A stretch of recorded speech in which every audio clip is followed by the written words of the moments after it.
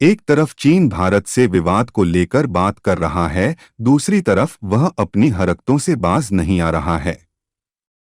वास्तविक नियंत्रण रेखा के पास चीन की एक और चाल का खुलासा हुआ है, जिसमें पता चला है कि चीन एलएसी के बेहद ही करीब अपनी सेना के लिए स्थायी सैन्य शिविर बना रहा है।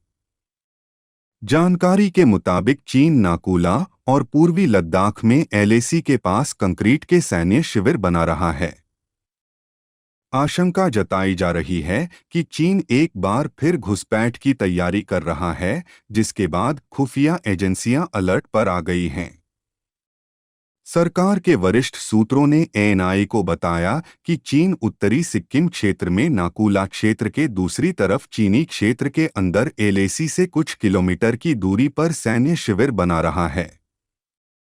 यह जगह उस क्षेत्र से कुछ मिनटों की दूरी पर ही है, जहां पर पिछले साल और इस साल जनवरी में भारतीय और चीनी सैनिकों के बीच टकराव हुआ था। सूत्रों ने कहा, चीनी स्थायी कंक्रीट के ढांचे का निर्माण कर रहे हैं, जिसमें एलएसी के पास सैनिकों को तैनात किया जा सकेगा। साथ ही इस जगह पर सड़क पर बुनियादी ढांचा भी बहुत अच्छा है, जो पीएलए को भारत से लगे सीमावर्ती क्षेत्रों में पहले की अपेक्षा पहले से अधिक तेजी से पहुंचने में मदद करेगा।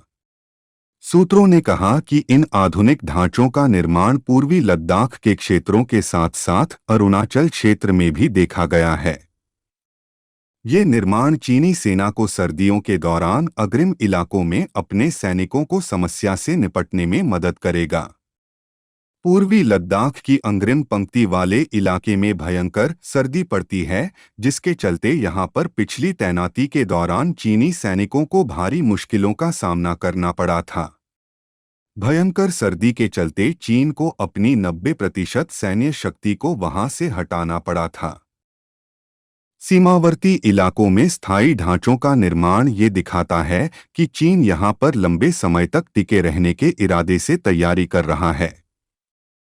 इसी साल फरवरी में जिस पैंगोंग झील इलाके से डिसएंगेजमेंट प्रक्रिया के तहत भारत और चीन दोनों ने अपने सैनिकों को वापस बुलाया था, लेकिन अब चीन इस क्षेत्र में भी बुनियादी ढांचे का निर्माण कर रहा है। भारत और चीन के बीच पिछले साल तनाव चरम पर पहुंच गया था, जब चीनी सैनिक आक्रामक रूप से भारतीय क्षेत्रों में घुस आए थे, जिसके बाद भारतीय जवानों ने मुंहतोड़ जवाब दिया था। गलवान घाटी में दोनों पक्ष में हिंसक संघर्ष हुआ था, जिसमें दोनों पक्षों के कई सैनिक मारे गए थे।